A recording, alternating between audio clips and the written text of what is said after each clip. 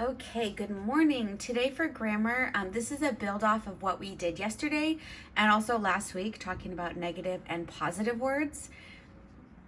If you remember, some of the negative words are not, none, never, nothing.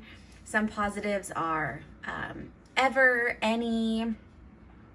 If you forget what those are, you can look back to last week's work where you had those words listed out for you, or you can Google list of positive and negative grammar words to help you out. So I'm going to go through and read these bullet points, and then we're going to talk, because this is a lesson that I think you need to take with you the rest of your life. And as I read it and give you some examples, you'll probably notice and remember all the times I either corrected or joked with people about this. So the first bullet point says, do not use two negatives in the same clause or the same sentence. This is known as a double negative. Correct a clause with two negatives by changing one negative to a positive or eliminating one of the negative words. Okay, let's look at some of these sentences for today. Let me read our directions first.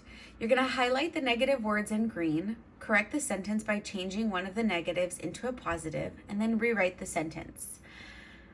So sentence number 1 says, our car won't never start in rainy weather.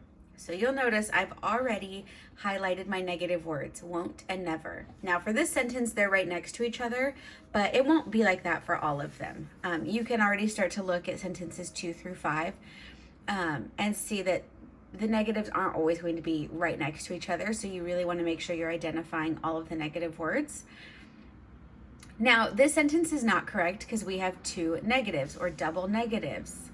And I want you to think about in class when people would say things like, I'm not doing nothing. Not is a negative and nothing is a negative. So that sentence would not be grammatically correct. It would be, I'm not doing anything. You would have to change one of those to a positive. Or, I'm not going nowhere. Not is a negative. Nowhere would be a negative because you have that word no in there. That would be incorrect. You would have to say, I'm not going anywhere. You'd have to change one to a positive. You can't have two negatives in the same sentence. Now I want you to think back to all the times I probably corrected your grammar, a classmate's grammar, or a kid on the playground's grammar, because this one hurts my ears when you hear double negative. So you really want to make sure you get this practice in. Two negatives don't go together. A negative and a positive do go together. So again, back to number 1, our car won't never start in rainy weather.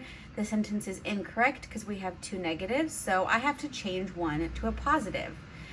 And you want to make sure that when you change one to a positive, your sentence still makes sense.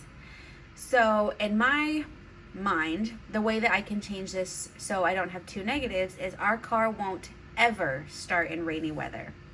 I'm going to change that negative never to the positive form ever. Again, if you forget what the negatives and positives are, look back or you can Google it. And then I'm going to rewrite the sentence here now without my double negatives.